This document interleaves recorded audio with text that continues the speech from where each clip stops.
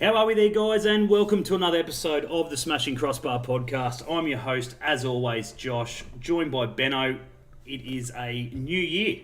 First time back since Chrissy and New Year's and all the fun and birthdays and everything else in between. If I hear you utter the words New Year, New Me, I'm going to slap you. No, there's definitely no New Year, New Me. It's the New Year, same me. Same haircut, same beard style, same friggin' shirts, same tattoos, same everything. No New Year's resolutions for me this year, mate. How was your Chrissy and New Year's? Fucking not long enough. Yeah, that's it. Fucking not long enough. That's yeah. I feel you there, mate. I managed to slip in a little trip to Melbourne and catch up with you for one day. That was. Yeah, we got to watch some football. Yeah, watched a little bit of footy and. I got some jobs done that I had 2 weeks to get some jobs done that I wanted to get fucking done. Half of them still are partially done and not completed. One of them was this fucking green screen behind me that got replaced. Yeah. After the massive fuck around with that. Yeah, mate. So I bought one and I've had it for like fucking 6 months. Sitting in the packet. Yep. Right? And then I pulled the old one off because it's got like massive, huge fucking tear in it behind my seat. Freaking from the cat. When we got the new cat. There was a big fuck off hole and I'm like, fuck, I've had it for 4 years. It's dirty, it's dingy, it's got marks, fucking stains on it. Fuck, I'll just replace it. So I bought a new one. That's alright. It's been here for 6 months. Go to replace it. Yeah. And go to put it on the wall and go, oh shit, we have a problem. Quite literally feels just behind my head. It was like 1 meter by 1 meter. And I'm like, this isn't going to work. Just bought another one which fits the actual wall, which is meant to be like 3 meters by 2 meters or something. Yeah. And it's much smoother now than the old one was. And then had to redo all this shit. Put the handbrake on the fucking sim rig. The handbrake's on the sim rig. It's not functioning at the moment, but it's there. Yep. Living the dream. Yeah. All fun, all systems go. Welcome to everyone in the chat. If you're just joining us, I think we've got about Welcome, chat. 10 in here at the moment. So g'day, Lukey, and Elliot's just joined us, and I think we've got Maddie in there as well. Aiden's driving. Maddie, Drive safe, mate. Don't text and drive. It's a crime. And yeah, What's he driving? I know. I'm guessing he's driving home from work. I'm guessing. Yeah. But yeah, so welcome everyone. Hope everyone had a good Chrissy, New Year's, and everything else that happened in between all that. Ronaldo's move over to the Middle East and frickin' everything else that's happened in the football world. Plenty to talk about tonight in regards to the Jets and the A-League and everything else that falls in that sort of barrier. The Elsie move was an interesting one. We'll talk a bit on that. The Jets women, struggle street. Absolute struggle street. So not 100% sure what the go is with that, but we'll touch on what we feel should be happening. Again, that's our opinion, no one else's, and There's going to be a lot of opinions tonight. There should be a lot of opinions. We want to hear your inputs as well. If you guys have got any questions as well in regards to anything football related that may have happened or we may have missed chatting about, feel free, whack it in there. Ben and myself will browse through and have a look, say good day, mingle amongst yourself. That makes our life a lot easier. I mean, Lukey was here 2 weeks ago when I was live. Yeah. The game was on. And I went fucking ballistic about dating. I ranted for a good 2.5 minutes. Like, completely paused straight. Ranted for a complete 2.5 minutes. I'm done with him. I'm done with him. Before we go any further, as always, Betty and I sitting here with glasses on our heads. We don't need glasses. They are thanks to our major sponsor, Gabriel Mar Optometrist at Jesmond. There they are on the screen now. Be sure to go down. Update those photos. Lockie's not here anymore. Yeah, well that's it. Lockie's left his father and gone on to better things. But at the end of the day, we thank those guys very much for putting their support into the podcast. And the best we can do is obviously make sure you guys get down there for any optical needs that you may have, or family friends, etc. I know Matty Aldridge was down there the other day. I'm sure he dropped in the Crossbar Capers name and obviously got himself hopefully a little discount. If not, I'll get on to the boys. I'm sure we'll work something out. But yeah, be sure to go check those guys out down there at Jesmond if you haven't already. And yeah, very muchly appreciated to those guys. Anyway, let's get underway. Let's talk a bit of football. Let's talk pre-today's game because there's plenty to discuss in today's game. We do a podcast just everything before that happened before today's game. Yeah, that's exactly right. There's plenty to discuss beforehand. We may as well start with the Jordan Elsey news, which come out of left field, I think, for pretty much everybody. Some not so stressed that he's gone. Some happy to see him leave. Some that aren't happy to see him leave. You know, wish he was still here. For me personally, look, if they've let him go to free up money for some sort of big signing, and it would have to be a big signing for me, happy days. You know what I mean? I don't think letting him... I don't think him leaving is going to be a massive issue in regards to what we've produced so far, and if he was here, what he could produce to change what we've seen. So, him personally, I don't think he was going to make a massive difference whether he was here or not. I don't think the Jets are going to see a massive difference with him here or not. So, the only thing I can hope out of that, it will free up it obviously frees up a spot to bring somebody in, and hopefully hopefully they do. Period. Because if they just let him go and then we don't fill that spot, that's just ludicrous. But it has to be the right fit. Jets. Yeah, typical Jets. Yeah, but it has to be the right fit. You know, I've spoken to people today. I was at the game. I was doing a little bit of mingling in the first half before going to sit down with Matty and the boys. But you know, I heard a lot there that, you know, we need a striker, we need a attacking midfielder, we could do with a friggin' centre midfield, someone with a bit more pace down the wing. I heard it all today. And again, it's good to see. It's good to see the fans that were turning up to watch the game, all 5,000 of them, raise an opinion in all different aspects. You know what I mean? Everyone was divided, which was good, which I think is great to see, because it means everybody's not thinking the exact same. So, yeah. You know, I like that. I like how everyone's, you know, and they've got a reason behind it. Why we need a striker, why they feel we need a left winger, or whatever. I think... For you, Benny, what do you think, mate? What do you think? Him leaving... Let's put it in two... Let's wind the clock back. Hang on. Let's put it in two ways, but I want your thoughts on, one, your thoughts, period, on him leaving. And regardless of what you think, whether you think it was a good or bad thing, was this window the right time to do it? They're the two things I want you to answer as you go in regards to Elsey. I'll answer the second question first. Mid-season window is not a good time to lose. Right out. Doesn't matter who it is. Yeah, and I'm especially not talking... in the A-League. You got to remember, we've got 23-man squads. Yeah. They're thin as shit. Yeah, and I'm not talking about you replacing either. I'm just talking about losing him. Yeah, just losing. Yeah. Again, not ideal to lose somebody in the mid-season window. A-League squads have only got 23 men, which are fucking tiny in comparison to every other league around the world. Every man counts. Doesn't matter how good or shit they are. Yep. It's my thought on that. Your first question, let's wind the clock back. I was screaming for Elsey 2.5 years before he even fucking came. I was excited when Elsey came. Elsey, as much as... Alright, he's had a brain fart or two. But tell me what Jets fucking player hasn't. He's had a brain fart or two. But he's solid. He's solid. He's tall. He's there. Fucking, we love a bit of this. Who doesn't love a bit of fucking walk like an Egyptian? Absolutely. But I think that Natter has been the nail in Elsey's coffin. With Natter, I don't think they thought that Natter would be at the stage in his development that he is performing for the club that he is. Correct. So, you've got Jenko that can play centre-back. You've got German that's a centre-back. You've got Natter who's a centre-back. And you've got Elsey that's a centre-back. Yep.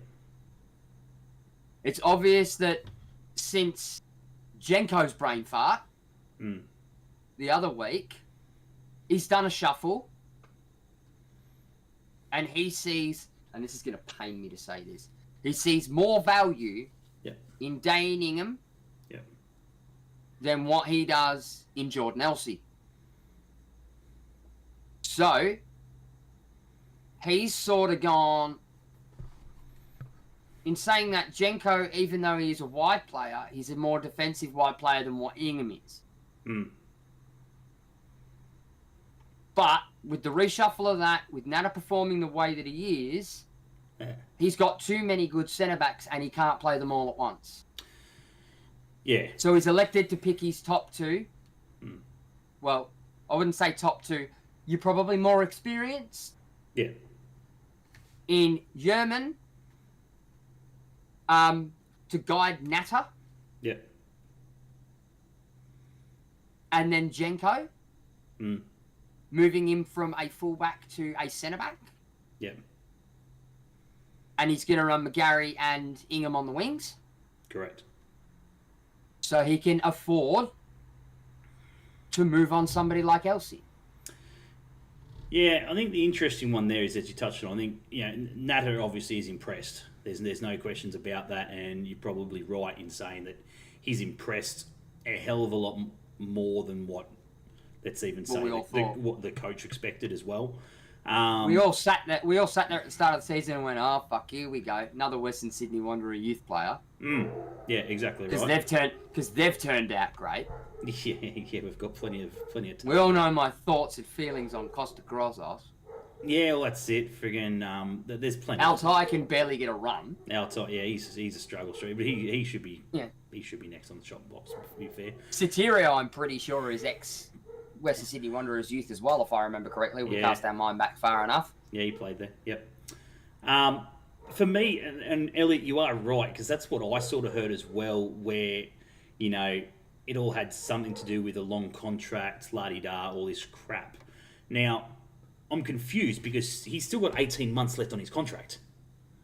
How long do you want?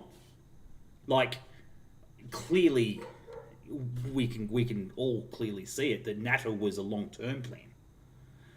It was Natta's a future option. That's right. He's going to develop. He wasn't meant to be a right now option. That's right. Let's sign Elsey on a 3-year deal, and in that and hopefully by the third year, Elsey's getting fuck all. No disrespect to Elsey, but he's getting fuck all game time because Natta has pushed him. I go the other way around. What do you mean? Elsey will be there for the duration of it, but there'll be a changing of the guard in there. You pair Yerman, who's older and experienced, with Natta to bring Natta up to speed. Yerman then retires. Yeah. And then he's paired with... And then Elsey, by that stage, is in his early 30s, and he's paired with Natta. Yeah. Yeah, it could have worked that way as well. But regardless, he signed a 3-year deal. Right? Yeah. No, but that covers Elsey for the 3 years. Yeah, but it doesn't. What it doesn't cover is Elsey claiming that he wanted a long-term contract. Which is fair enough. Well, yeah. You know what I mean? He wanted a long-term contract with us on... And then Elliot's like, I'm concerned about the depth at centre-back, but we're thin across the park. Look, for me... Everyone in the A-League's thin. Yeah. For me, the biggest issue there is if he's come out and said that I'm going to Perth because I wanted a long-term contract, mate, you've signed a 3-year deal. No coach in their right mind is even considering next season right now, let alone frigging the season beyond that. So... To sort of sit there and go, friggin' that was something to do with that, I don't think that was overly it. I think it was just pretty much Elsey going, yeah, okay, he's pushed me out here. That has done a good job, and instead of it being him and Yerman and Natta pushing for game time, it's now all three of them. And Jenko. It's now all four of them fighting against each other. So where he's sort of gone from a guaranteed spot to a non-guaranteed spot. And him actually having to work his ass off to try and get into the squad.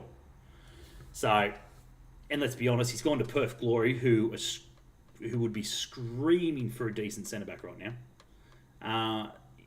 They're screaming for talent, so it's sort of a no-brainer. But how quick will that change? You know what the funny part is? Mm. None of this would have happened if he signed fucking Top or Stanley on a fucking contract. Yeah. Tell me I'm wrong. Yeah. Tell me I'm wrong. No, exactly right.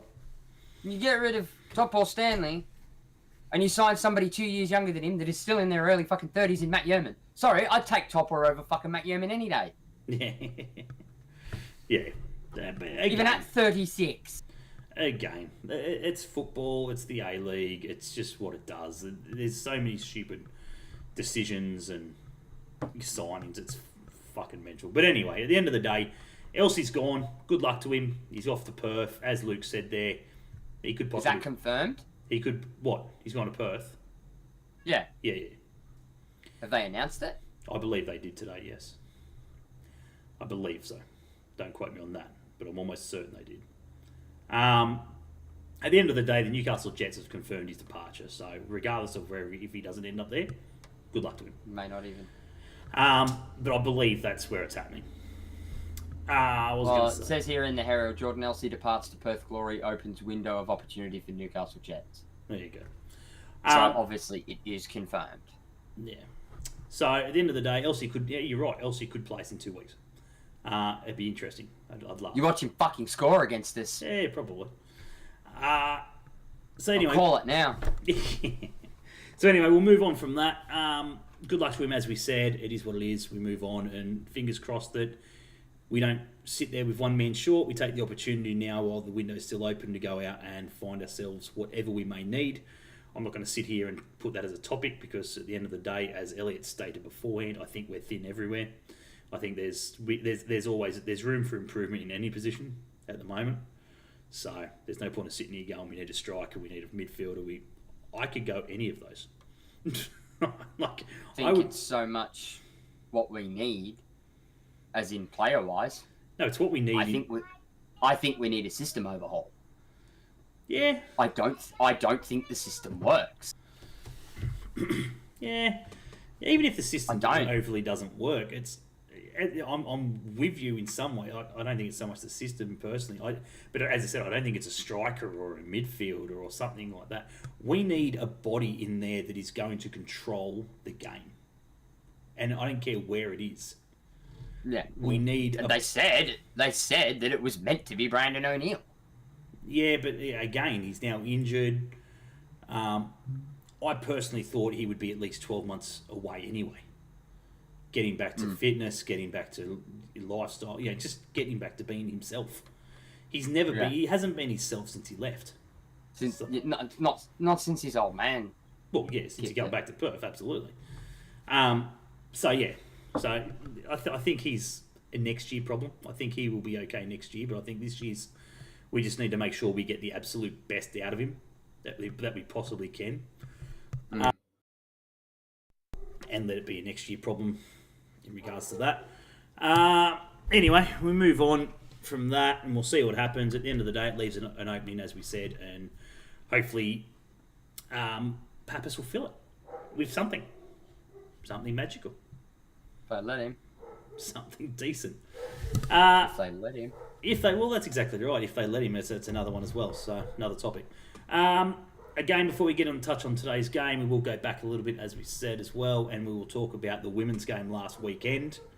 Oh my God. If anyone got down to that game, I apologise and feel so sorry for you guys for going down there to watch that.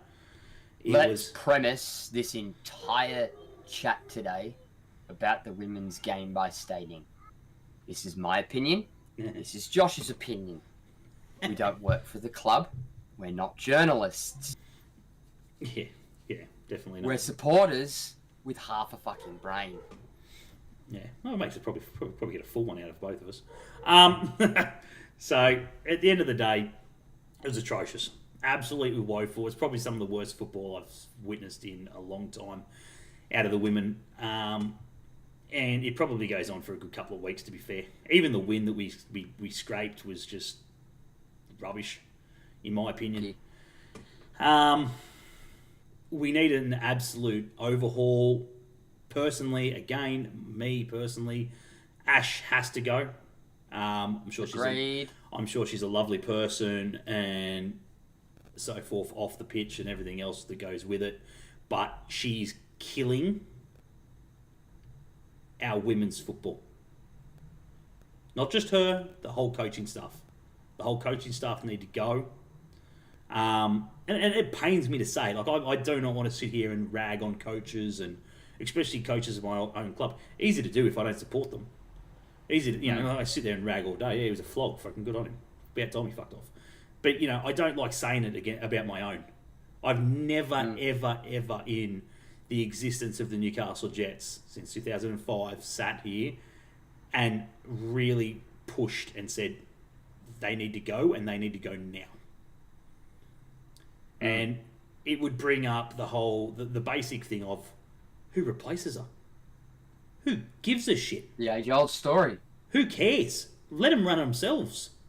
They'd probably friggin' pull a win together better than friggin' they can at the moment with her. There is a massive riff in that squad. Anyone sits there, fan or whatever, that states otherwise is lying to themselves. I don't even get to see it, and I see it. There is a massive rift there, and I'm not going to sit here and say it's just a rift between the players and the staff or whatever it is. It could be anything, but there is a rift. I'm not going to say I don't know what it is. As I said, it could be coach to player. I don't know, but there is a rift. There is something that is not clicking.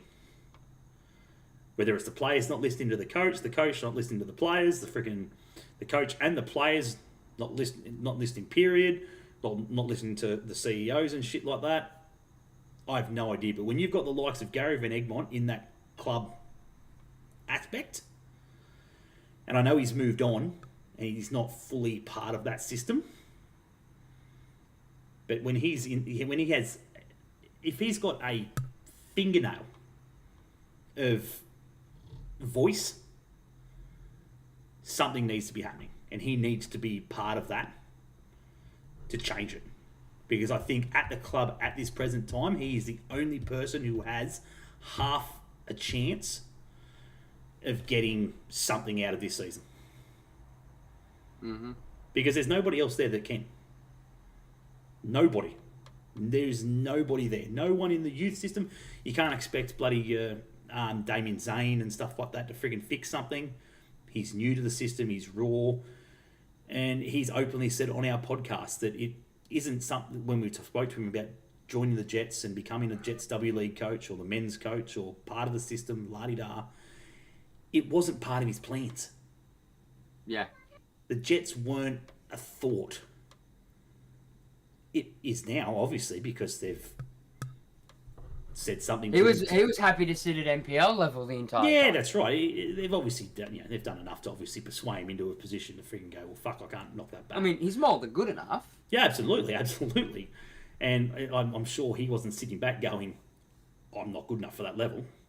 I just don't think he wanted to get into that shit show. He's got a young family and everything else. So, it's a lot of effort. It's a lot of time. And, it is definitely one of those jobs where you come home and you still work. So, so that's probably the main reason behind him not really getting involved in it. But there is no one at that club other than Gary Van Egmont that can save something out of it, because it's just been a shit show. 9 victories, I believe. They had me looking at it again. You had these stats up with me the other week. Yeah, I think it was about 9 games. 9 games in 3 years. It's atrocious. 14 games in 3 years or something. 14? No. The Jets have won 14 games in 5 years. She's only been at the helm for 3. So in 5 years, the Jets have won 14 games. In 3 years, they've won 9. That's terrible. That's 3 games a season.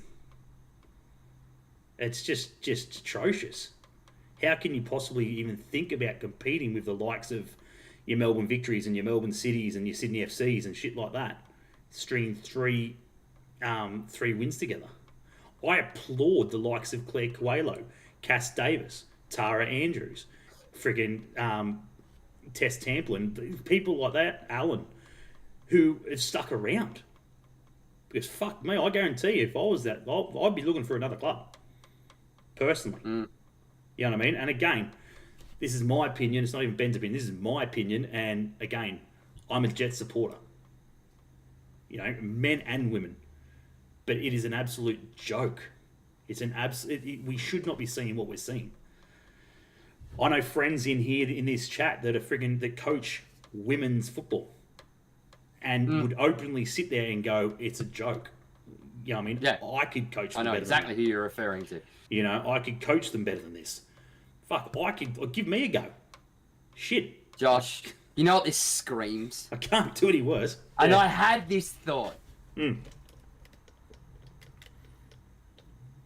Cast our minds back. A famous man once said two very important things. One, have you ever kicked a soccer ball with those fucking boots? And two, I've got more coaching experience in my little finger than you fucking do in your entire body. Yeah, look, it's hard. What wise man said that? Yeah, I think it was you.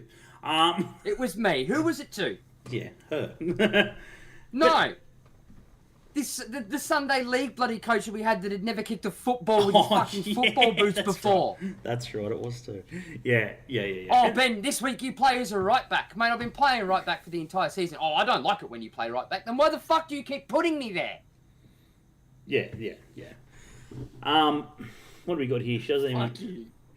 The Newcastle Jets men's and women's side need a big overhaul. Yeah, that'll only My big thing, okay, when it comes to the women's game like that, I stand on the same shoulders as you do. Yep. Men's, women's, doesn't faze me. The Newcastle Jets are the Newcastle Jets. Doesn't matter what you're rocking. Yep. Right? Doesn't matter whether Terrace over Castria or the fucking the W League's active support. Don't give a shit. Right? I don't support one, I support all. Yep. Right? The phrase has been brought up multiple times in relation to this. You know when this is a massive topical issue? Yep. When I weigh in and post something on one of the Facebook groups about it, because I don't do that. I never do that. Yeah. I stay right the hell out of it. Yeah. This one, I specifically had to put something on about it. Yeah. Because from what I've been told, there are some people in the fan bases that swear on the ground that she walks on. And it's not realistic. It's been said it a million times over the ages. Doesn't matter who you are. Doesn't matter whether it's men's, women's, youth, or whatever. Football is a results-driven business. Absolutely. If you are not producing results, you are not doing your job. Yep. If you are not doing your job, Yep. you shouldn't have that job. Absolutely. I had the same Give it conversation. to somebody that actually gives a fucking damn.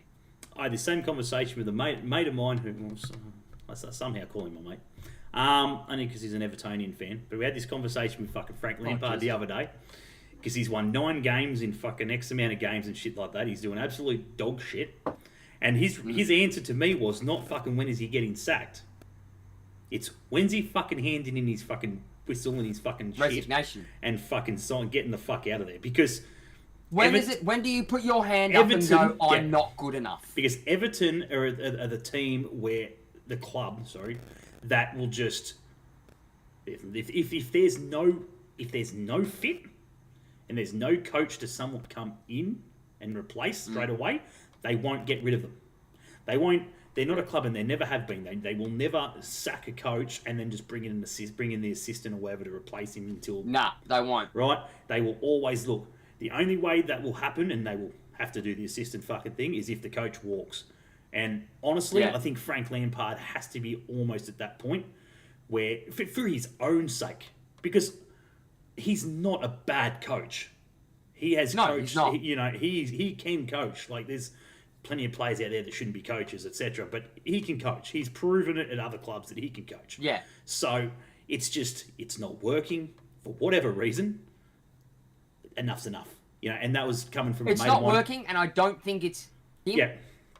Yeah. Everybody knows what's been going on with Moshiri fucking and Everton for years now. Yeah. And they've been fucking pulling money out left, right, and fucking centre. They want it. They want it gone. Yeah.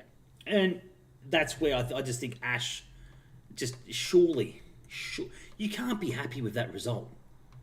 Surely it's got to be eating at you going, what more can I do? I can't do anything else. I've given everything I have. I've given every drill, every conversation, every chat, every team talk. Nothing's working. I now have the internationals.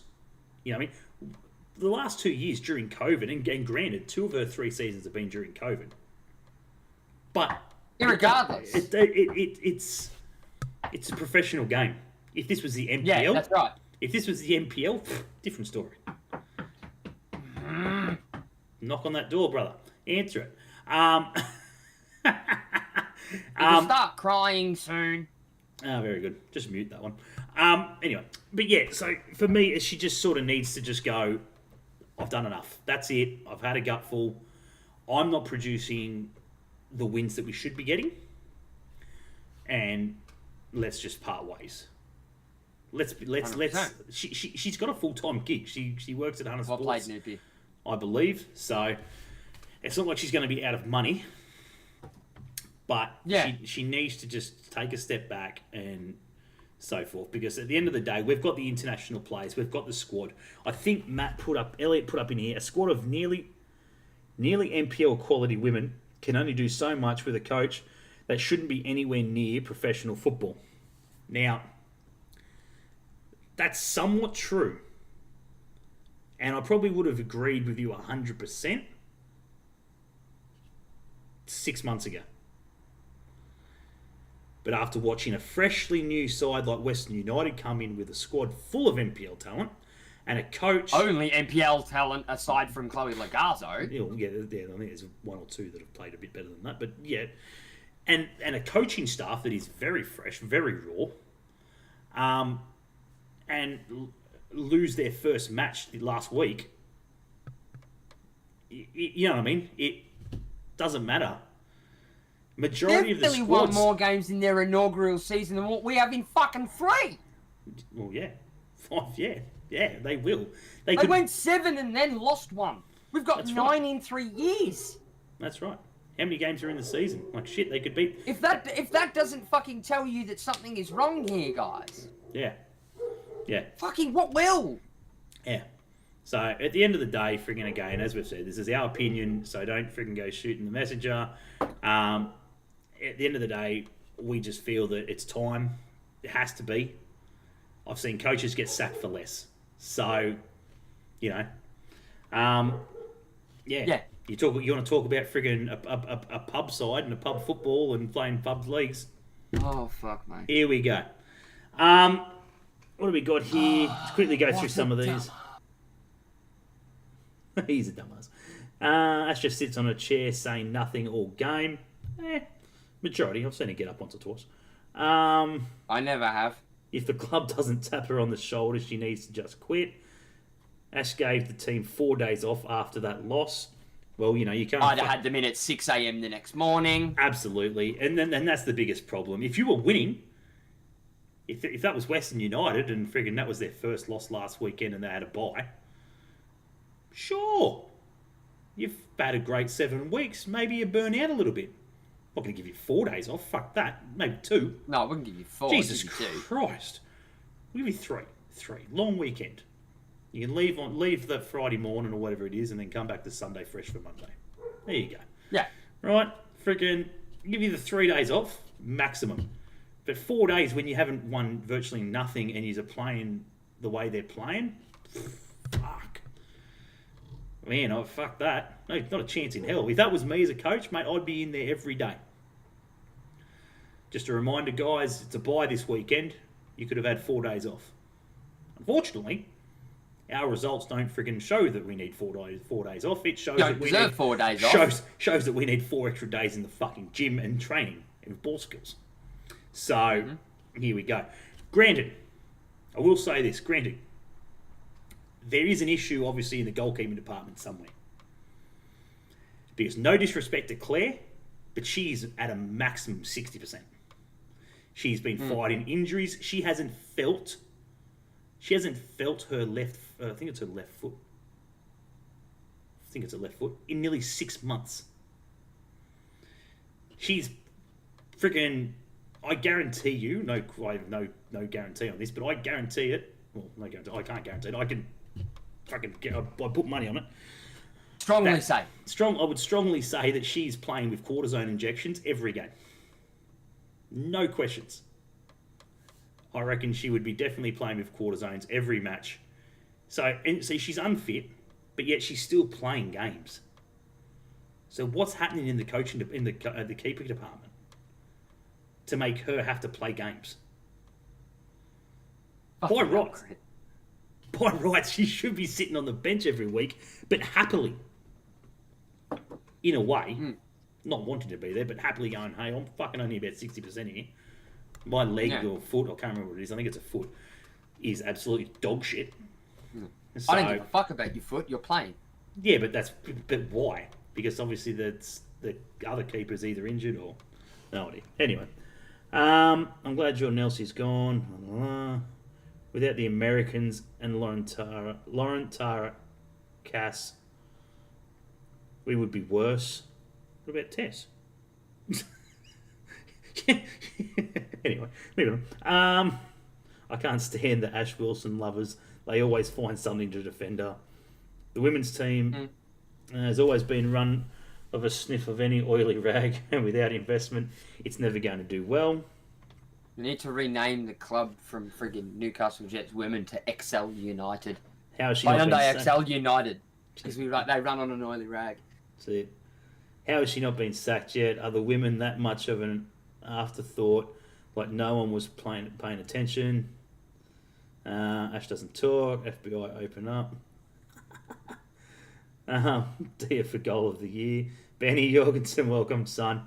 Yeah, the diamond cutter strikes again, mate. That was a ripper. Oh, I seen that goal. It was a ripper. The Western Sydney Wanderers was a hard match to be at. Was threatened by Western Sydney Wanderers a whole 5 minutes after arriving. What do you expect? Look at your head. You wonder why. I'll let that What do you sink in. expect? 4 days, 15-hour sessions. Crit welcome. We have Emma Olsen as third choice. Emma Olsen, isn't she the short chick? That's it. Put the short chick in goals, absolutely. Crit's response. No guarantee, but I guarantee. Yeah, that's exactly right. He called you out on that one. Thanks, mate. Thanks, Crit. I know Worth was sick against Sydney, so he couldn't get cleared to play. Look, at the end of the day, I don't see anything changing in regards to the women's game and the women's team's performances. I just think it's done. It is what it is. But I'm pretty sure... Matty, settle down there, Marco Rudan. I'll do what I can. Did he actually do it? Did he actually have a whinge about it in the press conference? Who? Mark Rudan. Oh, I'm telling you. About the pitch, yeah. I'm telling you. Yeah, surely. Fuck, what did I say? What did I say in the first 10 minutes of the game? My head is beautiful, my missus. And what did I say 10 minutes after the game started? I bet you he'll complain about the pitch. Because it's all he ever fucking does. Bad surface due to 2 Elton John concerts. What a shame, mate. Go follow the yellow brick road. Have a cry. Anyway, look, get off the women's side of things at the moment, but at the end of the day, good luck to the girls. I'm sure. I'm lucky to know a few of the girls personally, and it's not a dig at them. I've spoken to a couple of them, and just leave it at that. They apologise, and they're not. I spoke to Tess. They're not impressed, and they're not as happy as much as we are. So, the only thing is that they now need to go out and correct their mistakes, and fingers crossed they can. Unfortunately, I just can't see much changing while Ash is there and her coaching staff. And we'll see what happens, I guess. Only they can turn it around, and we'll see what they can produce, I guess. Anyway, moving on to the game that was today, Western Sydney Wanderers, Newcastle Jets. I was there. Before we go into it, I want to give a shout out to the Western Sydney Wanderers, the RBB. Absolute brilliant. I couldn't, mate. I've got a video. I don't know if I sent it to you or not, but friggin' of them coming into the stadium as one was freaking awesome. It's like, holy shit, supporter base. How good is it? How they've always done it. Yeah, exactly right. Exactly right. They didn't, and they did not stop for freaking 90 minutes. They just banged on the. They never do. No, they banged the shit out of the drum. There was 5,000 people there. They could have sat anywhere they fucking wanted to, even in their away bay. You know what I mean? They didn't have to sit the first 4 rows and fucking crouch in and fucking sniff old mate, sniff like the bloke next to him's fucking armpits and shit. There was plenty of room for them to sort of spread out a bit, but no. Yeah, but they don't like to do that. That's right. Because their whole thing is. That's right. A block. Fucking as one. A block. That's it. But as one, they the red all and black. This is it. Block. The red and black block. It is what it is. It is what it is. Tight sardines. Get the trowel out and fucking slather the fucking cement in, and lock them in. It was good. It was great. They came in the stadium. They went under the rotunda there, belted the shit out of the drums. It echoed like a freaking nothing else. It was good. And they sung, and we had no issues. I thought they were going to get a bit antsy when they went 1-0 down, but they composed themselves, which was quite good. And yeah, they done really, really well. To the 5,000 fans, good on yous. Happy days. You braved the. To the 4,500 Western Sydney Wanderers fans, well done. Wouldn't go that far. It's probably about 200. No, I'm taking the piss. It's probably about 200 of them, but fair enough. I get your point. Well, they couldn't be out. They couldn't be ours. We're losing games. We know what happens when the Jets lose games. Fucking people don't rock up. Mate, they brought 2 friggin' bus loads down on a fucking rainy Sunday afternoon at 3 o'clock in the No, afternoon. you know why they brought so many? Because half their youth squad plays for us now. Yeah, it's all their families. You got Altai, Grozos, Natta, Yeah. Oh man, that's all. Soterio. Oh fuck! I want to sniff your armpit, Josh, mate. Fucking 25th of Feb, 25th of Feb, whatever the fuck it is. Western. Matty Taylor, jump on the bandwagon, mate. Yeah, mate. Jump on. I'll give you a fucking list. Mitchin, mate. You've got a benchmark. I sent you that video, Benny. So. Which one? Western United. Oh, sorry, Benny. Your go. You're listening. I sent him a message and I showed him the video, and that's what I want to see from the away day Western service crew. Bring them in, pile them in like sardines, mate. I'll be there, front row. Give me the drumstick. I'll friggin' belt the fuck out of it. Decked out in my Jets gear. So that's what we're hoping for, mate. When you come up in a couple of weeks. Give me a moment. Yeah, you're right. I'll be there. Beautiful. Cost the Grozos. Easy 5,000. Want to sniff. Yeah, somehow there was 5,000. What? Could have muted the frick. I'm not kissing your toe. I told you, go and get Mum to put a band-aid on it. Anyway. No. What I was going to say. Good turn. I don't have Zelda here. Yes, absolutely. Crit happens. Sign me up. Get a whiff in there, son. God, Jesus. You done everything but friggin' mute that, Ben. That was good. I did mute it. No, you didn't. No, stream can't hear it. Oh, okay. I was going to say I'm struggling to friggin' get Stream can't hear it, but you can. Oh, very good. There we go. Sorry, going to be about a whole 10 of us if we are lucky. That's all right, mate. Actually, maybe they did hear it. Yeah, that's what. Oh my fucking. How did they hear it? I had it muted. I have a foot fetish. Good on you, buddy. Oh yes, we can. Oh, I know why. Stream can hear it. We heard. Oh Benny, God. Benny likes feet. Wow. Love it. Good on you, mate. So yeah. Okay. Anyway, back to where we were, other than the foot fetish. Well, it'll be muted for It'll be muted for the audio recording, so because it muted in an OBS. Very good. 5,000. Not everywhere. 5,000 fans at the game today. It was a bit rainy and a bit shit before the game started, but turned out all right. Nice sunny afternoon, and there probably should have been a lot more than what there was, but good on to the guys who went down there to support them. I don't know. Benny, did you watch it? What? The game. Which one? Today. Yes. Right, cool. I had it on while I was streaming. Tifo versus Jets. Benny likes feet. Oh, if anybody makes a fucking joke about that, I will become one of the ones that got banned from Amy Barr. I heard it on Twitch, so it went through. Yes. We hit the game on Friday night. Good on you, Matty. My Archie needs to start. Archie won't start, mate. He won't start. I said to Matty today, I said $20 he comes on with about 15 to go. Sure enough, there it was. Yeah, fucking 10 plus extra. Yeah, about 11 minutes. And the funny thing was, he came on in those 11 minutes and freaking looked good. He was agile. He was about. It was good. I've been saying for weeks he needs to be brought on 60, 70 minutes. Yeah, he should be coming on in the 60th minute. 5-10 minutes into the second half. See how things are going. If nothing happens, straight on. Yeah. The goal was good. Great header from Thurgate. Good to see he's put his head in the right place. Class header. At the right time. About time. But anyway. Doesn't help my argument for getting rid of Dane Ingham, considering he provided the assist. Oh, yeah, he done nothing other than that. Fucking hell, he was atrocious. But whinge. Yeah, he's just... Atrocious? You mean this week? Yeah, like every other week. Just this week? Yeah. No, not this. Just you played well for well. He infuriates me every time I watch him. Yeah, he does. I was actually sitting some random bloke, and he goes to me. Doesn't think.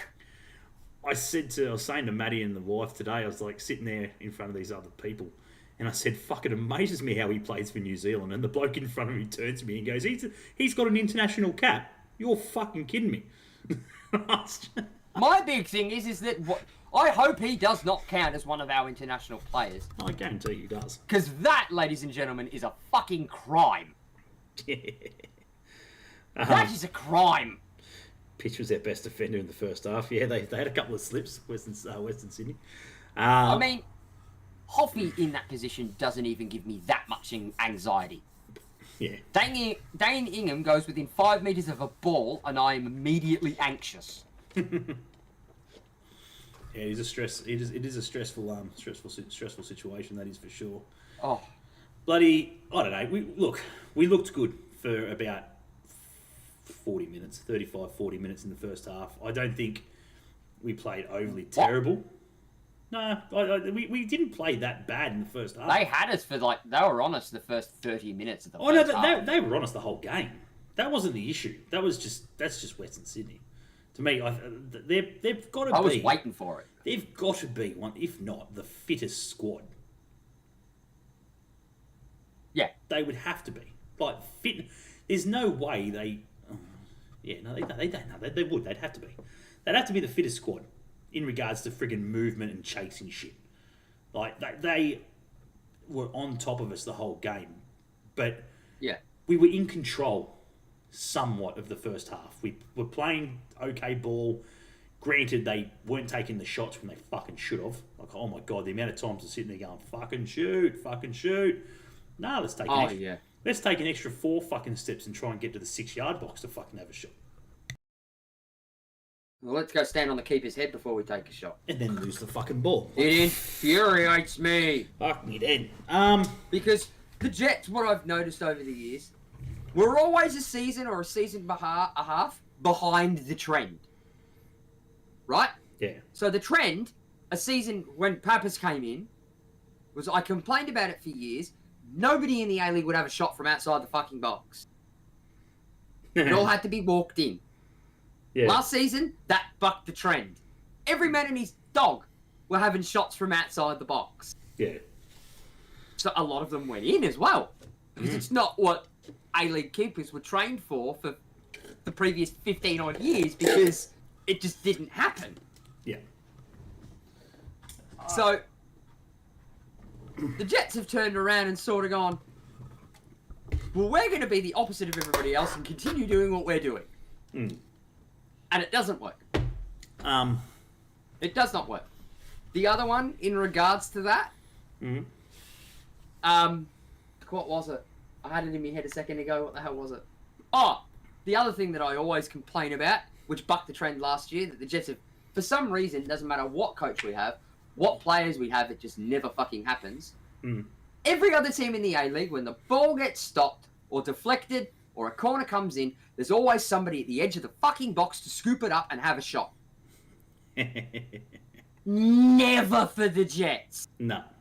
Has anyone ever been anywhere remotely close to picking up that second ball? Yeah. Ever. Yeah. I don't know. The whole penalty thing, I just fucking, what was he thinking? Fucking. To be fair, the penalty was soft. That Western Sydney player left his fucking leg in because he knew that fucking that leg was outstretched. Yeah, but he was going nowhere near the goals. Why would you go in like that? Why would you lunge like that? That's just fucking dumb. I don't think his intention was to get the ball. I think his intention was to block the shot. I don't give a shit if he won the ball. It just fucking screams danger. It's just, why? Just shield him to the fucking baseline. Make him cut the ball in. My other thought in that entire scenario was, why the fuck was our box-to-box midfielder doing it? Where was the other 4 members of the fucking defence? Yeah, well, that's another fucking story, isn't it? Is that why you're not paid to play football? No. In defence? Yeah. Like, I don't know. There's just too many touches. They tried to creep the ball into the 18-yard box. They should have been hitting them fucking heaps earlier than they were. There's a couple of good shots there. Like, don't get me wrong. Like, we had a couple of good shots that, but I don't know. It's just, I don't know. I just feel we go missing a lot, and it proved it there. we do. And the goal, the penalty, it was coming. It was coming. You could see it from a mile away. Hang on, Benny. Ingham causes Jets fans stress in the same way Leo and Nikolai Topor-Stanley does for Woo fans. If you're worrying about NTS, don't ever. He's lost his head more times this season than what he has in his entire career.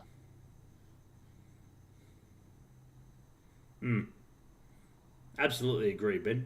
Freaking Masso Park, freaking keep it as their own. Absolutely. They're playing some good football there. Oh, Should have moved there. Yeah. Should have moved there a decade ago. Might have won a premiership on him. Elsie's going to play for Zad's lads. That's it. Get on the Zads train. I've seen old mate freaking on Facebook freaking Marketplace today getting $35 for a freaking Zadkovic freaking shirt. The red and blue with the freaking gold number 8 and Zadkovic on the back. Yeah. For $35. Get on it. Yeah, pick her up. Absolutely. Bargain. Jets haven't replaced Daniel Pena with the same quality of player. Oh. I wouldn't go that far. I don't think the Jets realised what sort of a player Daniel Pena was going to become. We're still on the Pena train, mate. If someone else sits there and says, I wish Daniel Pena was back at this club. I've seen it so many fucking times. Stop living in the past. My God, do you know how much grilling I got for fucking bloody my thoughts on that fucking cunt? And look where he is now. Seriously. Injured. Unbelievable. Oh, regardless of injuries, he's not at the Jets. He was good enough and wanted it. He was good enough and, oh my God, he's a superstar. But, no, he's not. We didn't retain him, did we? Didn't do what... Mate, if he was that good, you would have thrown every fucking last penny at him. There's no way you would have brought Brendan O'Neill in if you could hang on to him. Let's go back. Let's go back. Guess what? He's a fucking... What the Daniel Pena lovers forgot... I miss Phil Is what they forgot. Oh, it's not that we haven't replaced Daniel Pena. We never had him to begin with. He was only ever on loan. Yeah. He's not our player. He never was. No, the other side of the coin is as well, it's not that we haven't replaced Daniel Pena. Absolutely. with the same quality. We didn't know what Pena's quality was going to be. Yeah. And I don't think the coaching staff did either. Yeah. At the end of the day, he was nowhere near as good as what everyone expected him and what everyone thinks as good he was. No, I don't think he was that great. Fucking fathoms me that. Oh, I wish we had Pena back. Oh my god, you have no idea what you're talking about. He's going to be a superstar and shit like that. He fucking might be. Not at the Jets. And sorry, I've been a Jet supporter long enough to know that my response to every single time somebody says that is, we'll talk about it in 12 months. If he proves me wrong, he proves me wrong. And I said that openly on the friggin' one of the episodes. You did. I said, you did. Hope he proves me wrong. And honestly, I don't think he did. No. Personally, he had moments. He had moments like every other Jets player. He had moments.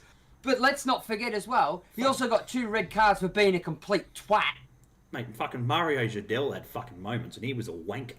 No, but Pena as well. You want Pena back? Yeah, sweet. That's cool. He also got 2 red cards for being a complete and utter twat. Yeah.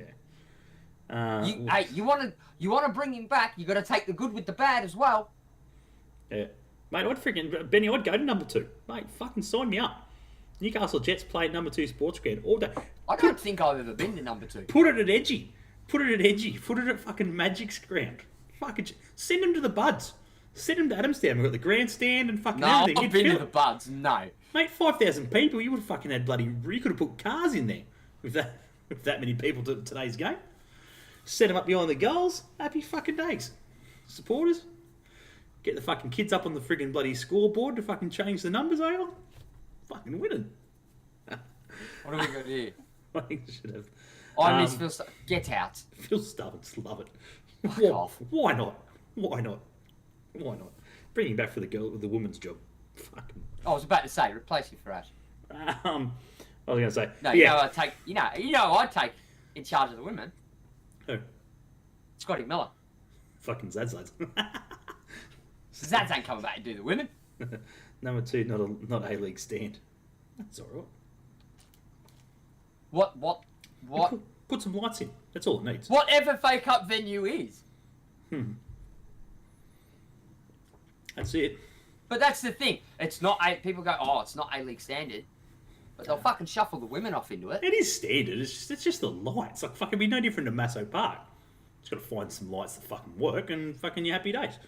Put the extra lights in and that's all it was.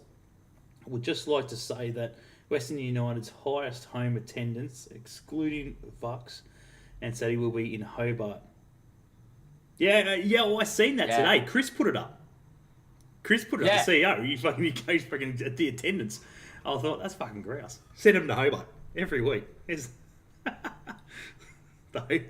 You know why? Because Hobart and Tasmania is a catchment area that the A-League don't give a fuck about. Absolutely.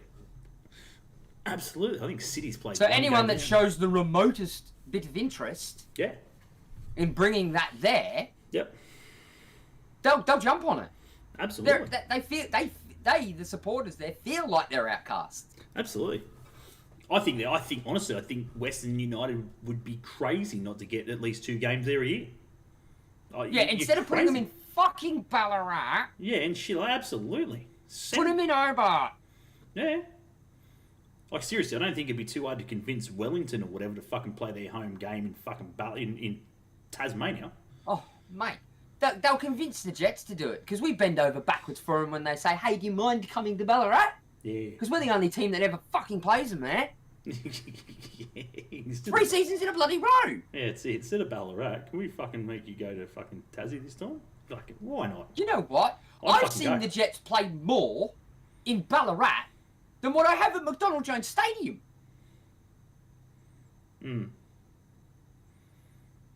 Yeah, but you will, Ben. It's anywhere. You could fucking bring him up to bloody Townsville and shit, wherever the fuck you are at the moment. And you'd get 10, 15,000 people there. No. But you can't do it you won't get it on a regular basis. That's the problem. Benny, no. No. Give Tassie a team. No. The Tassie Devils. Let's do it. No. Oh, fucking hell. If Tassie get one before Jesus Christ, Benny. The frigging AFL can't even do that yet. Palmerston North next weekend. Wellington. Fuck me. That's classic. Palmerston North? Welling. That's great. Is that somewhere in New Zealand? Palmerston North. Yeah. What's wrong with rat? Don't answer the rat is a hole. It is. I live 30 minutes away from Absolutely. I played at too many games there. Fucking shithouse. Fucking hell. No, it's because the Jets have got this thing, Benny, about just fucking bending over and taking it from everyone. Hence why we've got so many Sunday 3 o'clock fucking fixtures. I had nothing wrong with 3 o'clock. It was fucking great. 5 o'clock fucking over and done with. Still... And Josh, what do I do at 3 o'clock on a Sunday, mate? Well, that's not my fucking problem that you stream and shit like that. You fucking move No, on. but I swear Matiski's doing this to punish me. Probably. Why not? He does everything. Yeah, exactly, probably. Can we just friggin' have a shout out to all the friggin' Jack Duncan haters? Is there any of them around? Don't really think there was too many haters today when he fucking made that crucial save. He might have got a fucking blessing this week. To be fair, he got his blessings this week. Didn't get the chance to look over and have a ping at see what Jack was doing. No, I think you'll go through all the Facebook friggin' page posts of Newcastle Jets and shit like that. You probably won't find one today. He actually had an alright game, even the last couple of weeks, to be fair. I think he's played alright. So he's been alright. The Jack Duncan haters, enough to friggin' make the Jack Duncan haters. He's still not at the level he was in 2018. Yeah, no.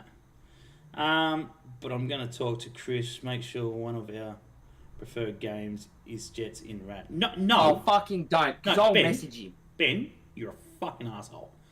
In saying that, Which one? He knows who he is. That Ben, not me. In saying that, Ben, I have friggin' contacted Chris, so if you could work some magic, tell him to check his messages. Do me a favour. Bloody... Yeah. But anyway, it is what it is. Another 1-1 draw. Another draw. Duncan does... When a back pass... It's the same thing. When a back pass comes to... I love Duncan. Like, I don't hate the bloke. I just don't think he's at the level that he was at 2018. Yeah, correct. He's still a long way off that. Yeah.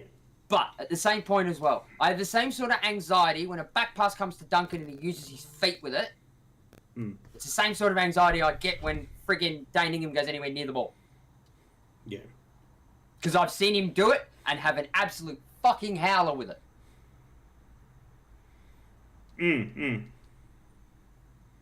Yes, if he keeps his form, Mickey's going to find himself hard-pressed to get in there. Yeah. But at the same point as well, Mickey's not a bad keeper either. Yeah. Mickey's better with his feet. Oh, yeah. What was I going to say? Yeah. No, I'm with you, Elliot. 100%. Friggin', I think Wiz's delivery is a lot better. 100%. And I don't understand sort of his urgency is a lot better. Yeah.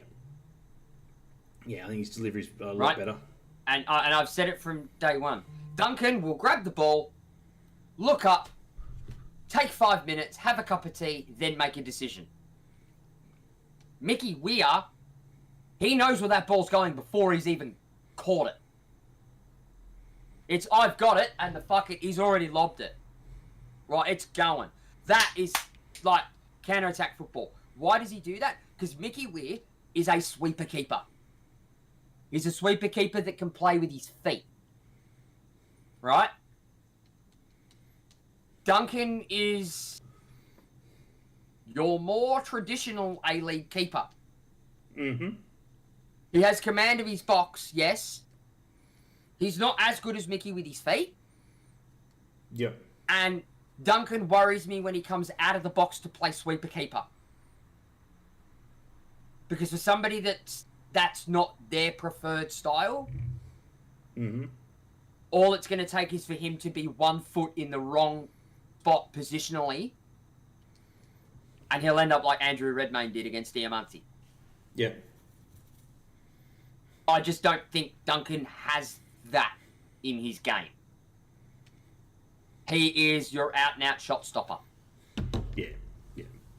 Whereas Weir is your sweeper keeper, more modern sweeper keeper who plays with the ball at his feet.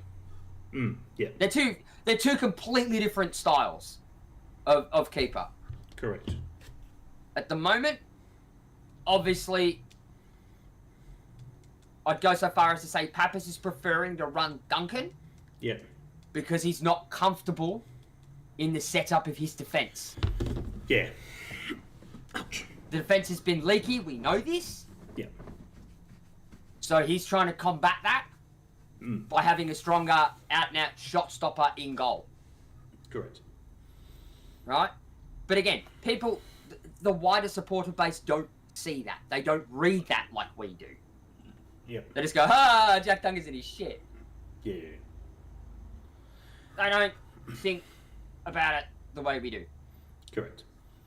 When the defence becomes fucking solid again, don't be surprised to see if Mickey does get a game towards end of the season, possibly. Yeah. Yeah. So, at the end of the day, we friggin', we had the lead. We should have kept hold of it.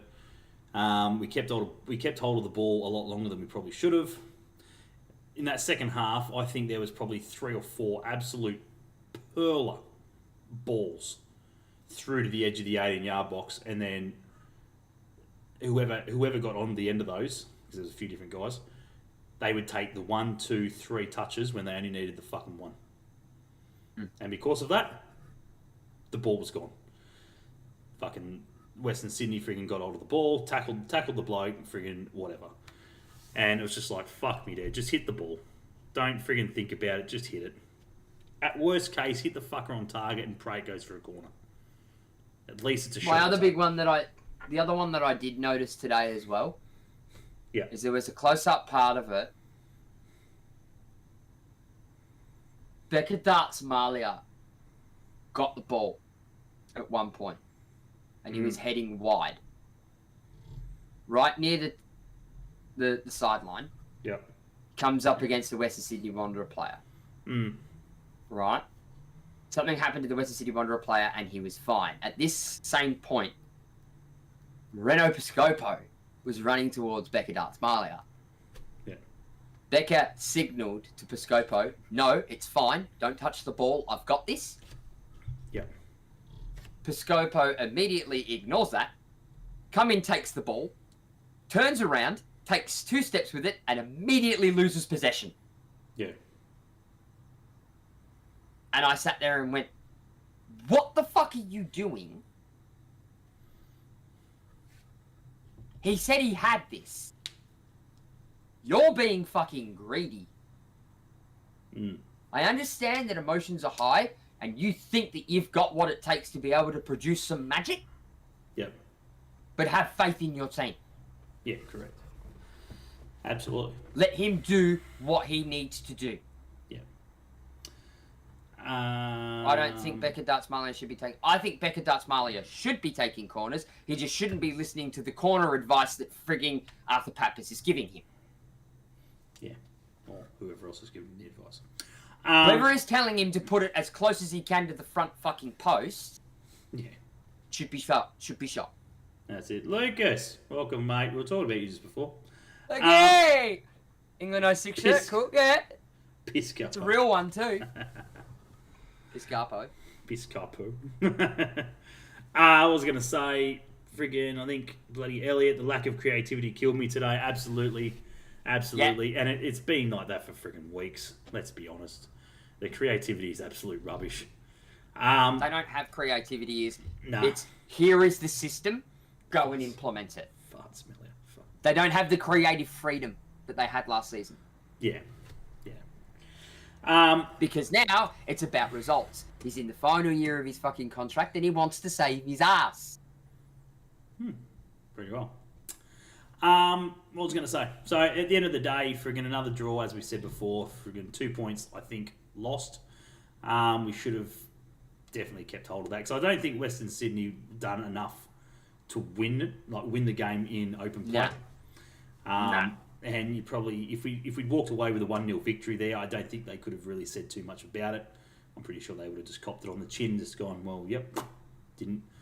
The only way to friggin' win games is score goals, and They didn't look Can't like they do were that. too much. Didn't look like they were really doing a great deal of that, to be honest, other than 1 or 2 good saves from Duncan.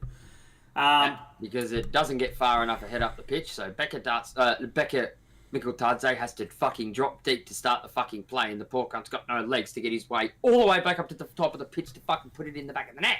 Absolutely. That's why I don't like people ragging on Mikkeltadze and saying that he's useless because he's not scoring goals, because at the moment, he's doing the job of the midfield because they can't fucking do theirs. Yeah. Yeah, absolutely. You know, no changes till the 70th minute. Yeah, it's a standard. Because remember, Elliot, It's not. according to Pappas, as he said from day one, we're the fittest team in the league. That's right. What was I going to say?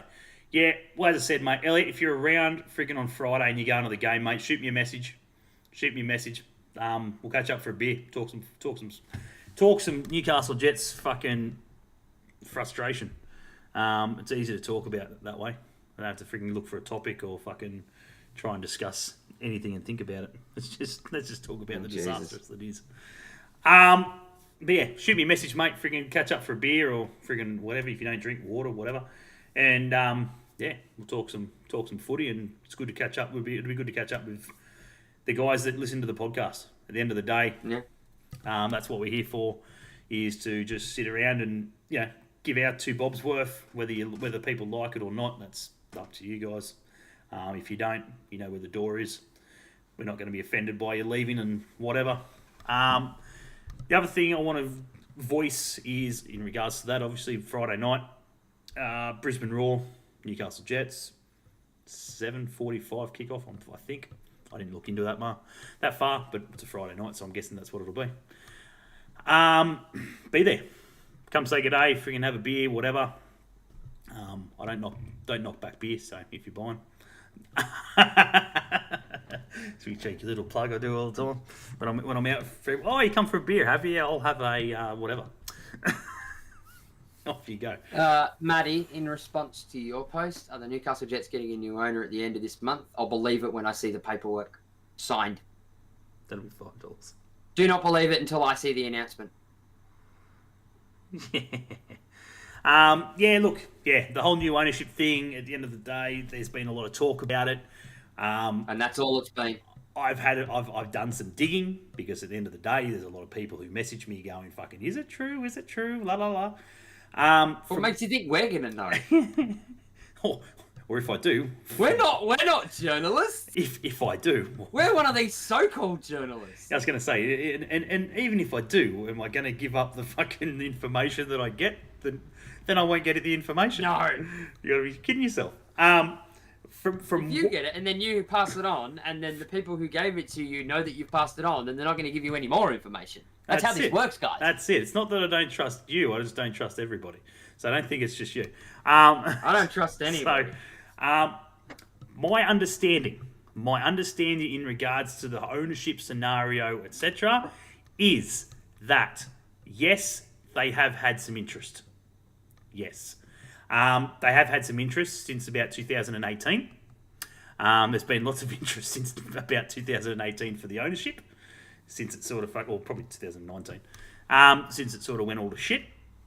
In the past 6 months, yes, I believe they have had some talks.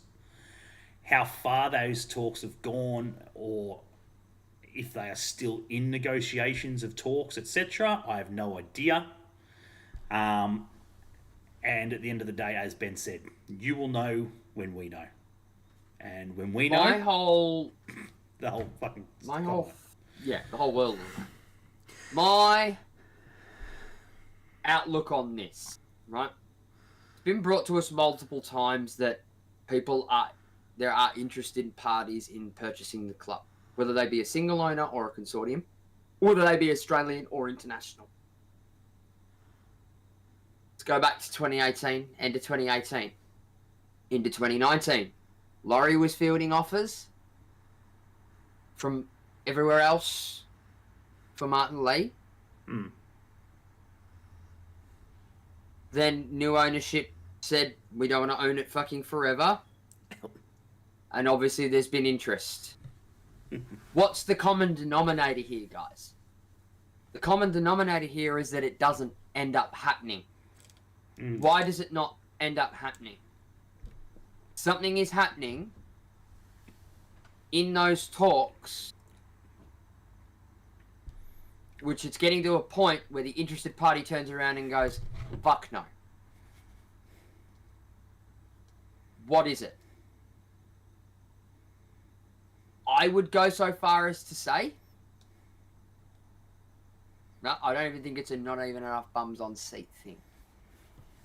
Give Ryan Reynolds a call. Welcome You've to Newcastle. Well, the Newcastle. I wouldn't be opposed to it, Benny. That'd be classic. I would not be opposed to it.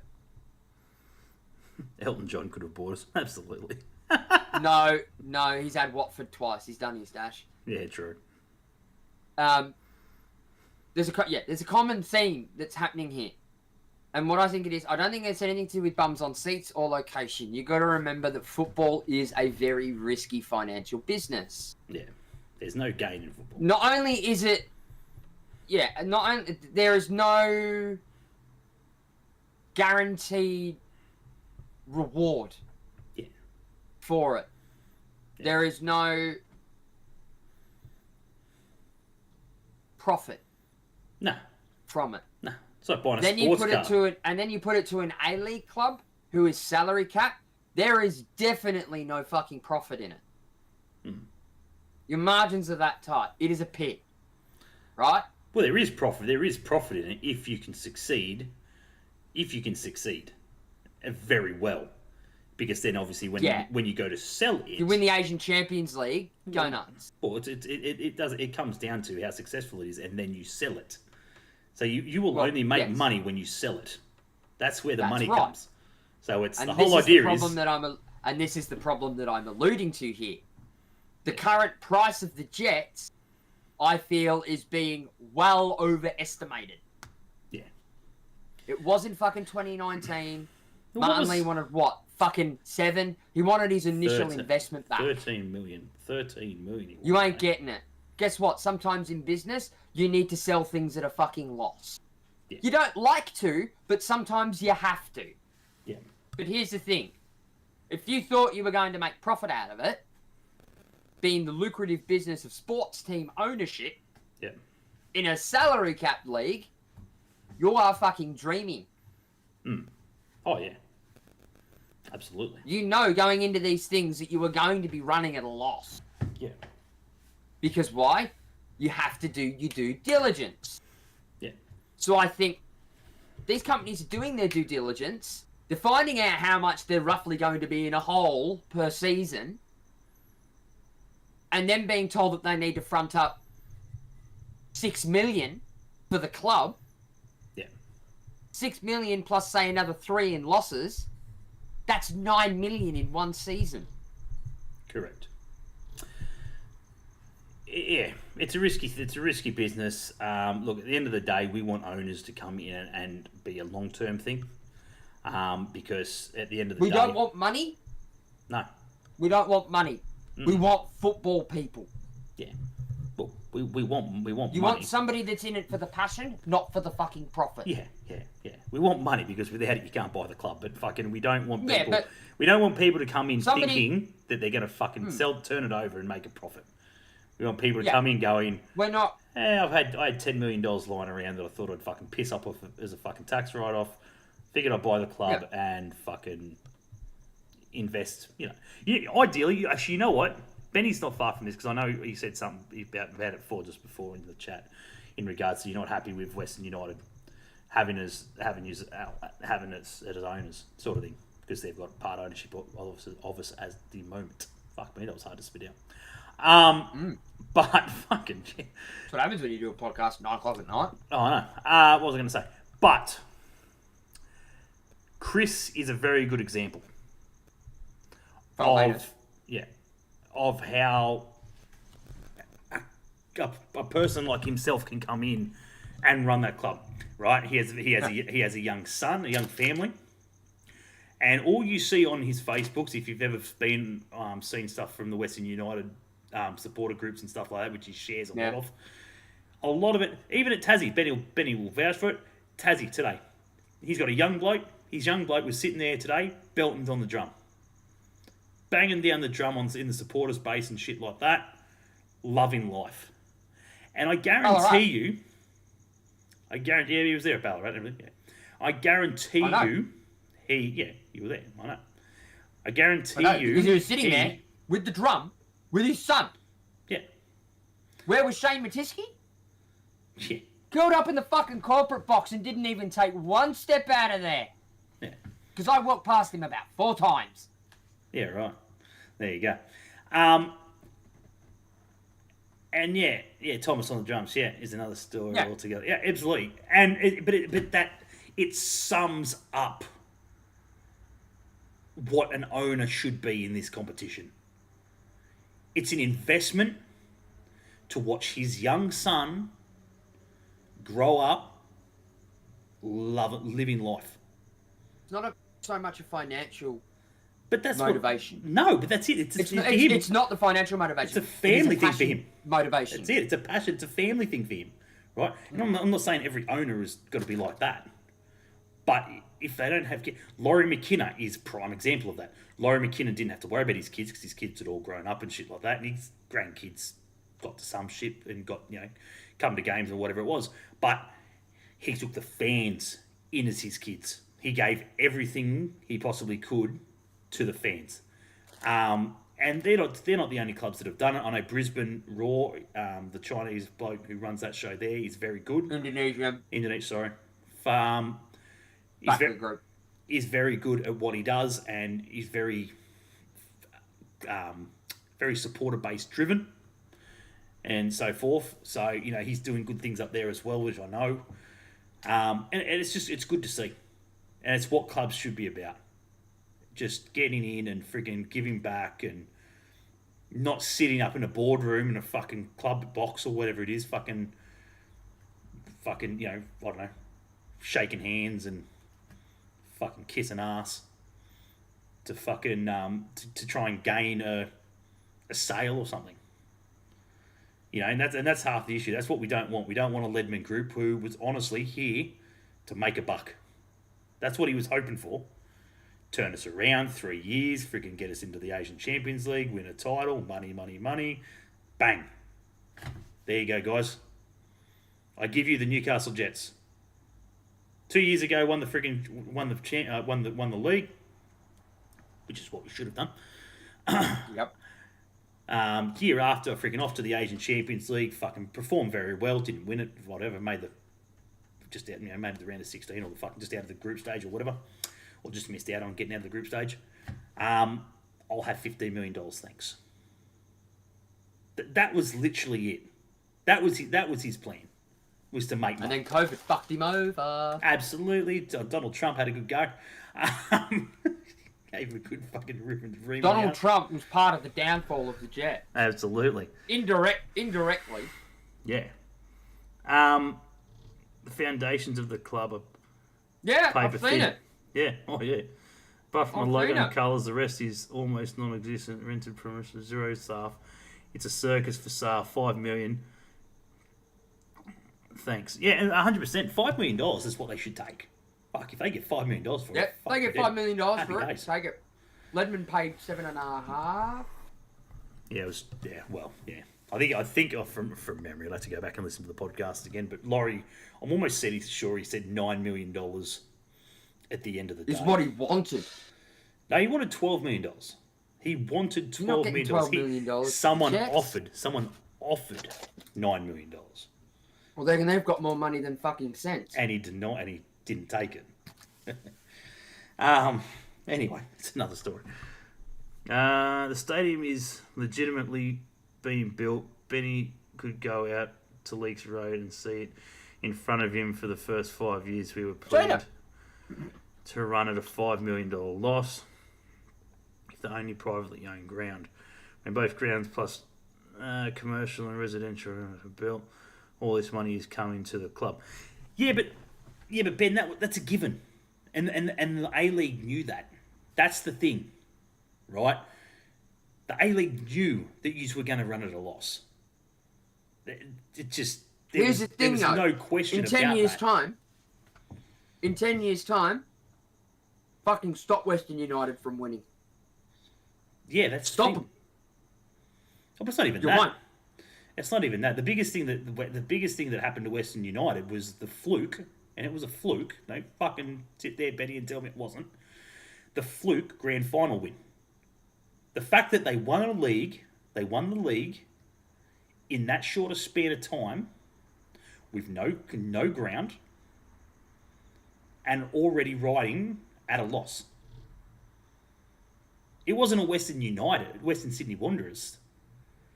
Because Western Sydney Wanderers came into the competition fucking And had fucking everything given to them. Loaded. They had fucking the dollars A-League coming out their every single ass. spare cent at them. They had dollars coming out their ass. The Western United winning And the again, grand final. We got massive. Yeah, but at the same point as well, that showed because Western Sydney Wanderers from the 8 or 9 years were fucking a dominant side. And it's only been recently that they've fallen off the fucking horse. Because they're down on the level that everybody else needs to play at now. Yeah. As I said, Benny, it's not a dig. As I said, don't think that I'm sitting here having a fucking dig. It's fact. Mate, I'll be the first one, Benny, to fucking defend the word. It's fact. It was a fluke. The performance wasn't a fluke. Them winning the league, no. That was never meant to happen. Never, ever meant to happen. That was fuck. You were meant to be competitive, like up there, but not to win it. Yeah, nah. You weren't even meant to get close to the grand final. Like, fucking make a semi-finals, get knocked out first round, sure. But friggin' never, ever were you meant to friggin' win that competition. Not in the first 5 years. Not a chance. Because if you winning the league gives you money. It then also gives you power. And you also gave the A-League the, oh, fuck. Yeah, but that's it. This is a bad idea now. That's the power. That's the power. That's them going, fuck. They've been riding it as a loss. They haven't even got their own stadium built yet. Fucking, we've promised them all this shit or whatever it is once it finally gets built and la-di-da, and they've already won a fucking grand final and they're going to shell out more fucking money to the cunts. This is not meant to fucking happen.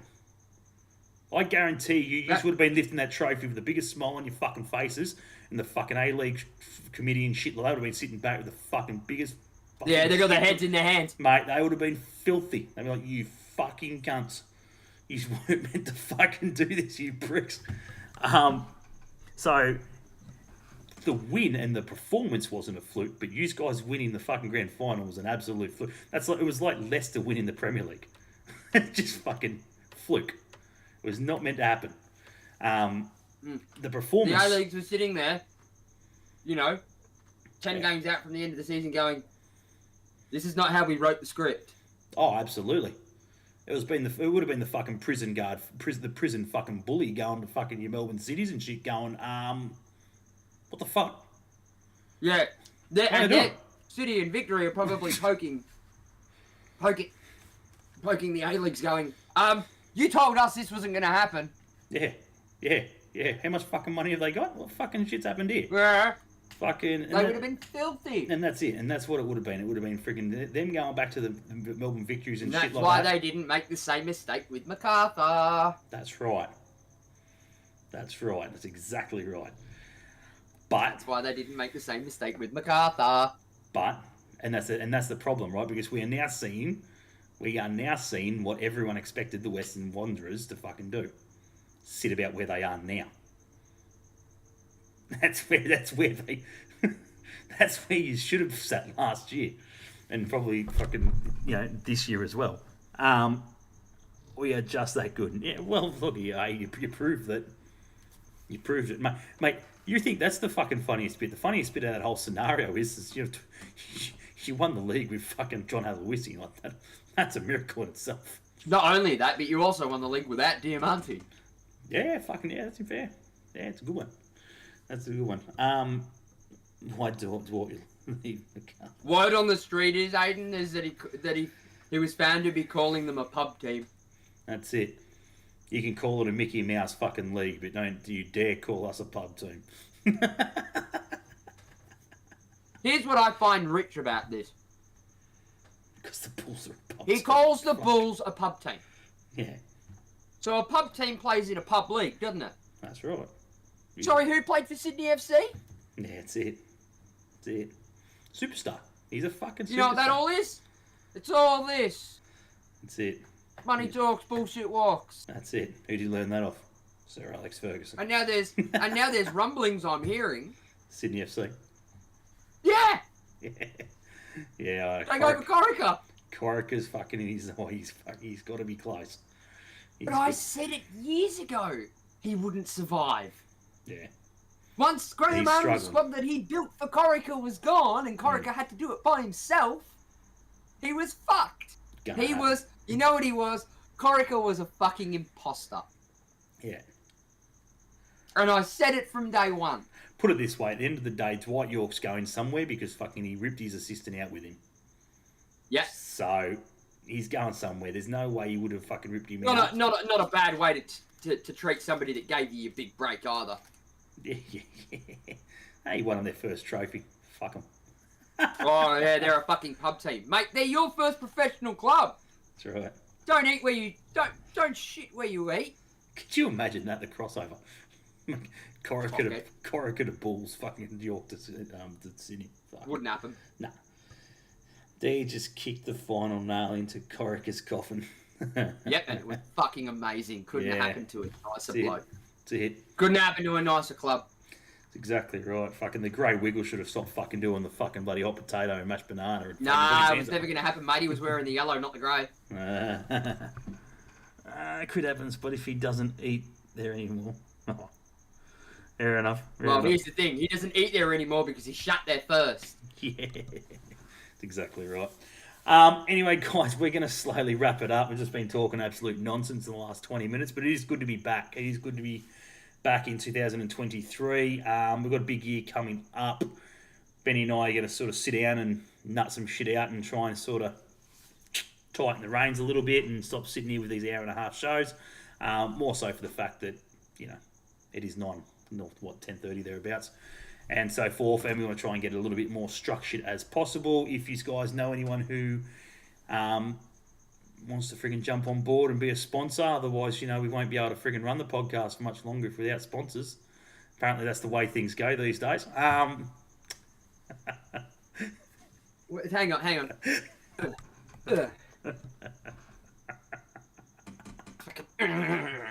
Yeah, stick that right in.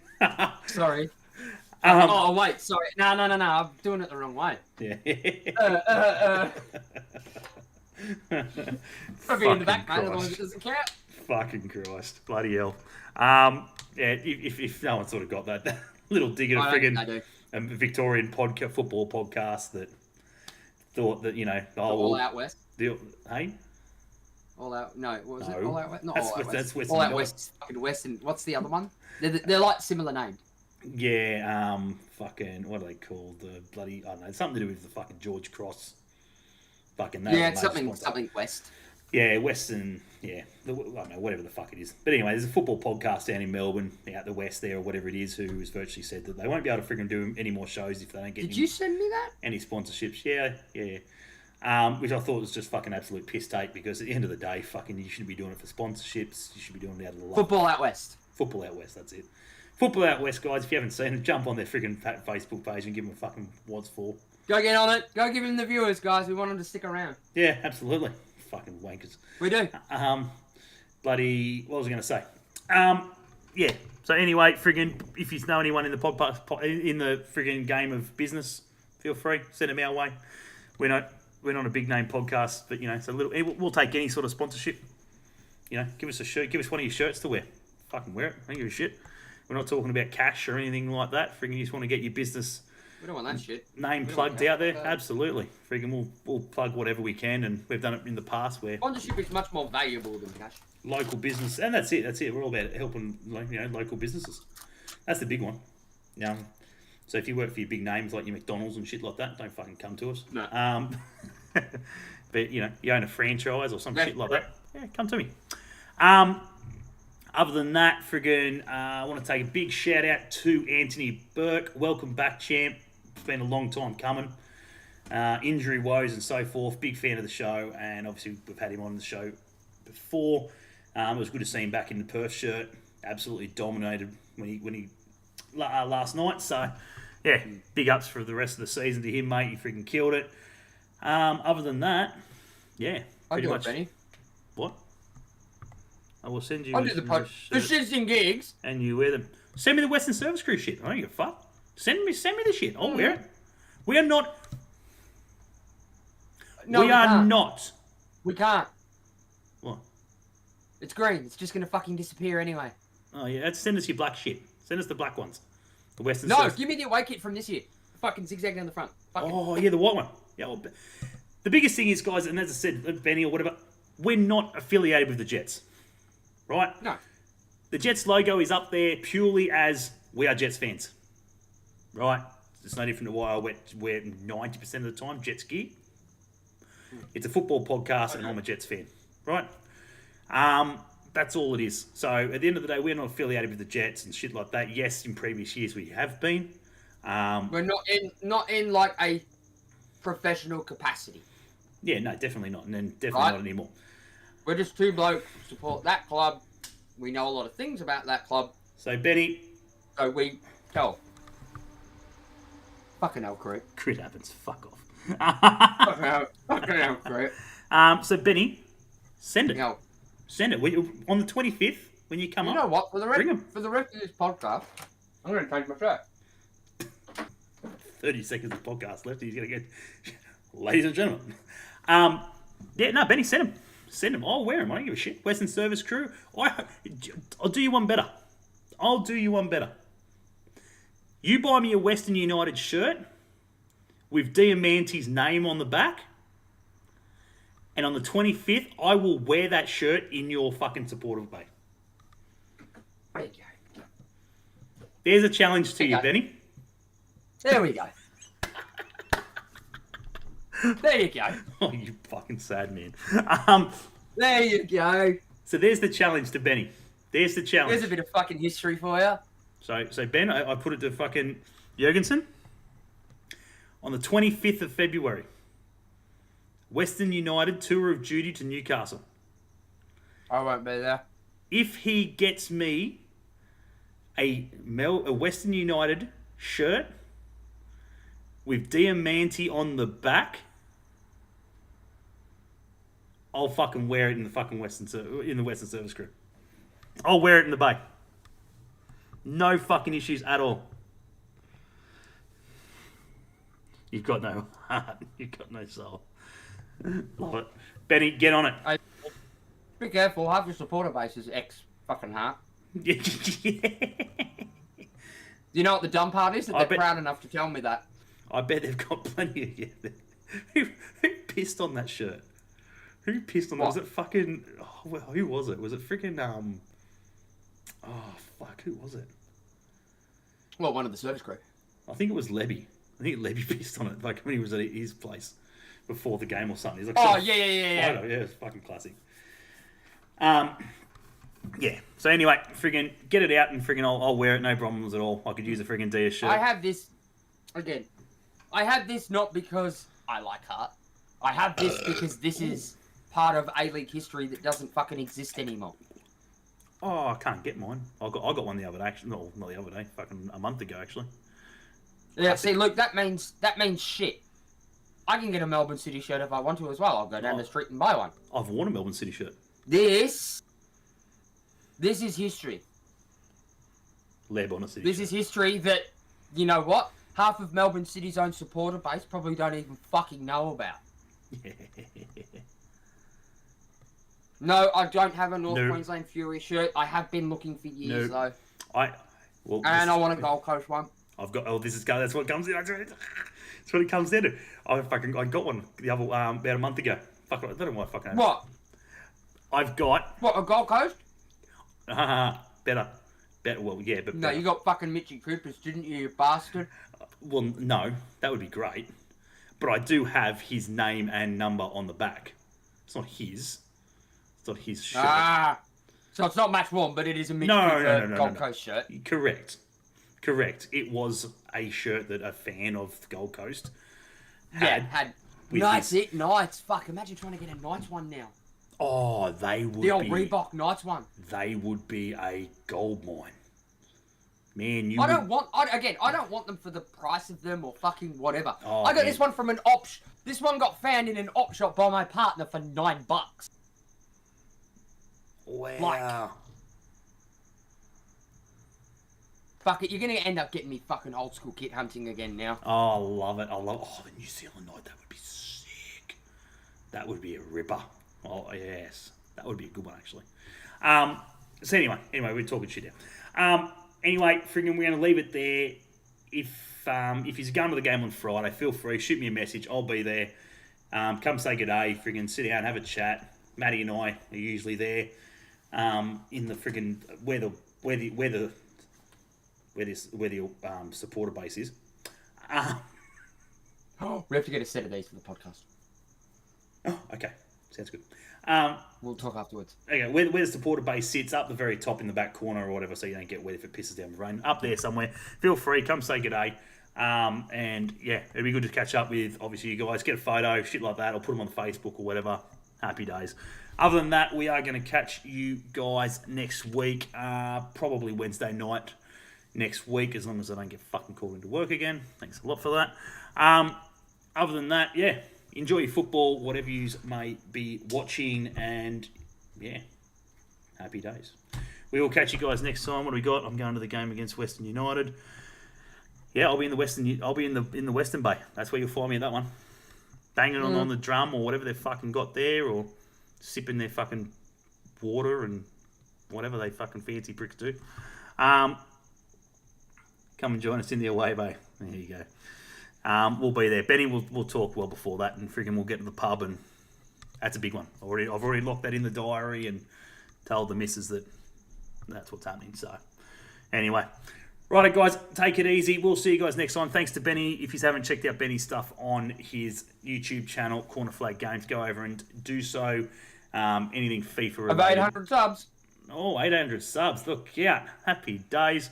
I think we're at 231 as of last count on our side of things as well, which is pretty impressive, considering that we're, a Tin Pot fucking podcast. And we're not professional journalists. That's right. And, Ben hasn't given me hasn't even given me half of his 800 subs that he's got. What a tight ass. Feel free to go. I'm only catching up to the 1,000 that Terrence was meant to give me. Feel free to go over if you haven't done so. Subscribe to the Crossbar Capers YouTube channel. Like us on Facebook. And, yeah, feel free to message us about any football-related shit and stuff like that you think we may have missed. I know Aiden and a few of the other boys in there friggin' send us shit all the time, which is great because I don't have to go searching for it on fucking Google or YouTube and fucking whatever. The boys friggin' bring it to me. Happy days. Thanks for that. And other than that, we'll catch you guys next time on another episode of the podcast, the Smashing Crossbar podcast itself. Take it easy. My name's Josh, signing out. Benny, as always. Always a pleasure. And that's right. And as always, as Western United fans wouldn't know because they don't really have a fucking, a rival. Because, all West away. All West away. Fucking just your own little fucking beat your own little drum. We don't have that luxury because we got a job. We don't have that luxury because we're not the fucking the best team in Melbourne. We don't have three fucking teams, two other teams to compete with. But fuck the coast, and we will see you guys next week. Take it easy. We hate coast scum. There it is. Take it easy, guys. We'll speak to you next time. Bye.